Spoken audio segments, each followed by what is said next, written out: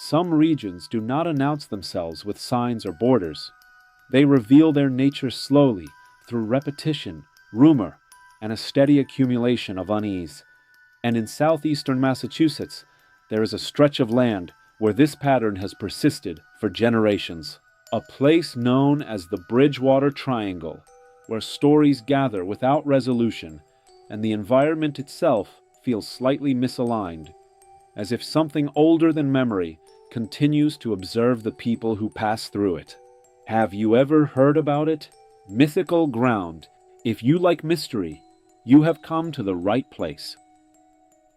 The Bridgewater Triangle is not a single point on a map, but a loose geographic boundary formed by the towns of Abington, Rehoboth, and Bridgewater, an area of forests, wetlands, rivers, and suburban roads where reports of strange events appear with unusual frequency and consistency over time. Long before modern sightings, this land carried meaning.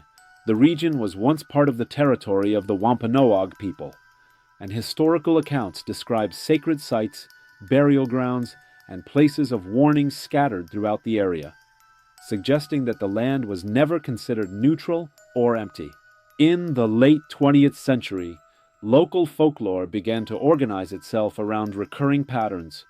Reports of unexplained lights moving silently through the trees, large unidentified creatures crossing rural roads, and sudden feelings of disorientation experienced by people who had traveled the same paths for years without difficulty. One of the most persistent symbols associated with the triangle is the presence of massive stone structures and unusual rock formations, some arranged in ways that do not resemble natural erosion, others forming crude chambers or alignments whose purpose remains undefined. Residents describe moments when sound seems to behave differently. Engines fail without warning, radios fill with static, and the surrounding environment becomes strangely quiet, as if ambient noise has been carefully removed rather than naturally fading away. Sightings of large bipedal figures have been reported across decades, described inconsistently yet sharing core traits: tall silhouettes, heavy movement, and a sense of being watched that precedes visual confirmation, leaving witnesses unsure whether observation was mutual. UFO reports form another layer of the triangle's record, lights appearing above tree lines, hovering over reservoirs, or moving with sudden acceleration that defies conventional aircraft behavior, often observed briefly and without accompanying sound. What distinguishes these sightings is not their spectacle, but their restraint. They do not arrive with drama or announcement. They appear briefly, as if confirming their presence, and then withdraw without explanation, leaving witnesses uncertain of what they were meant to notice.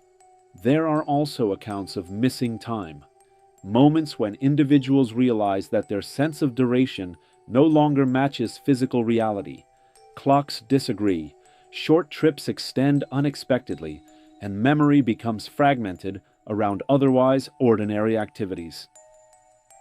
The Hockomock Swamp sits near the center of this area, an expansive wetland long regarded as dangerous and impenetrable, where visibility is limited, footing is unreliable, and orientation becomes difficult even for experienced outdoorsmen.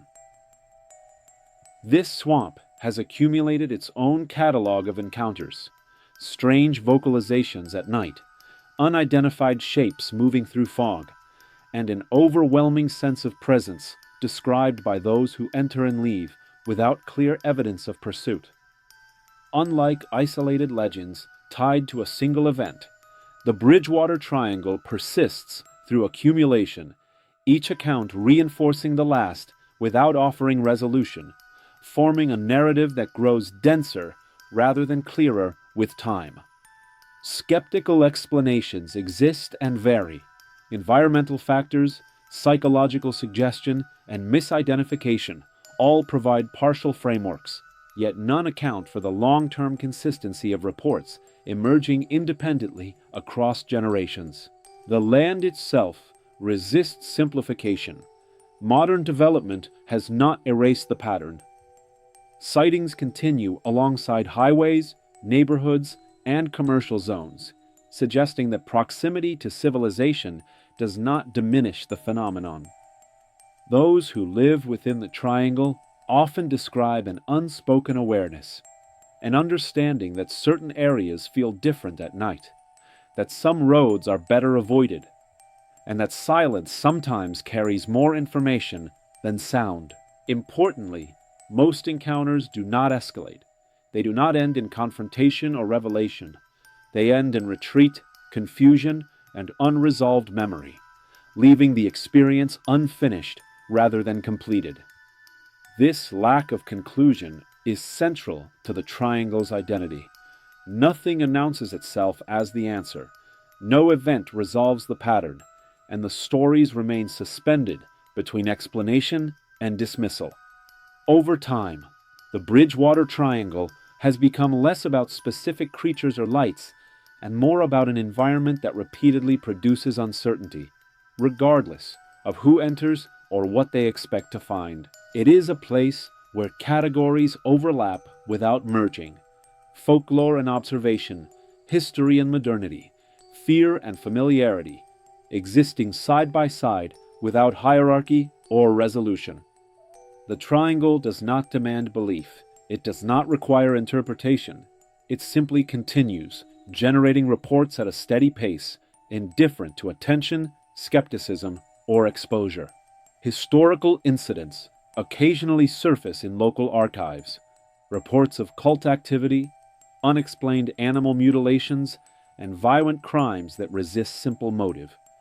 Events that later become loosely associated with the triangle without forming a single narrative thread.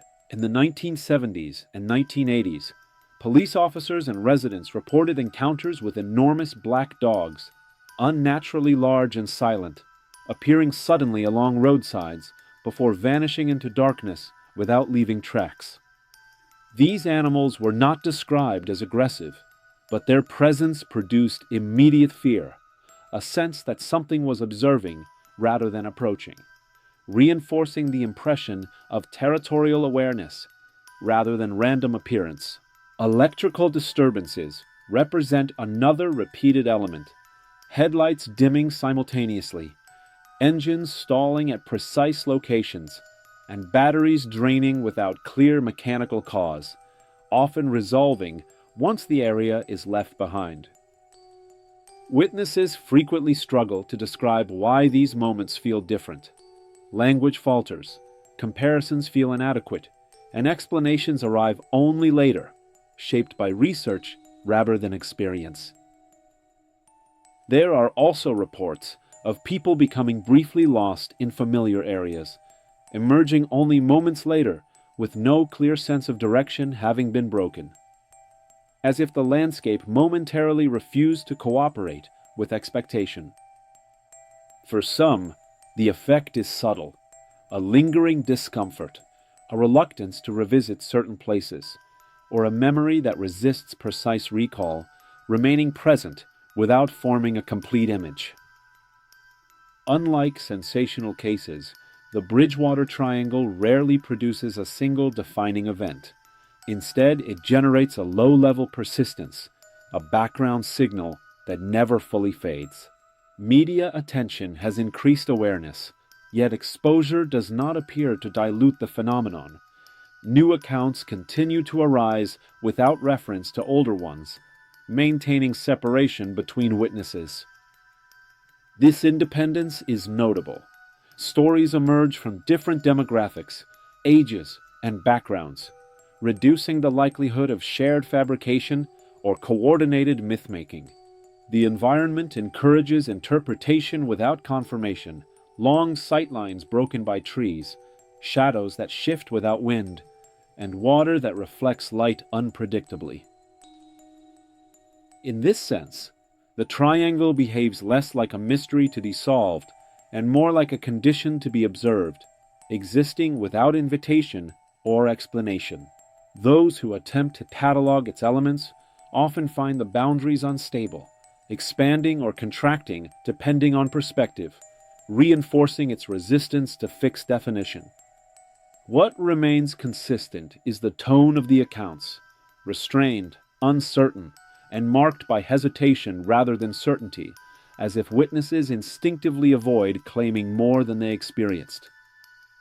This restraint gives the triangle its endurance. Stories accumulate without collapsing into spectacle, maintaining credibility through understatement.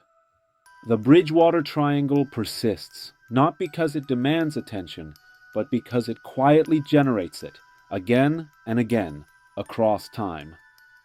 Some residents describe learning these patterns intuitively, adjusting routines without conscious decision, avoiding certain hours, routes, or conditions, as if responding to cues they cannot clearly articulate. These adjustments are rarely discussed openly, yet they persist across families and decades, shaping behavior quietly rather than through warning or instruction. Thank you for watching, and see you in the next Mythical Ground.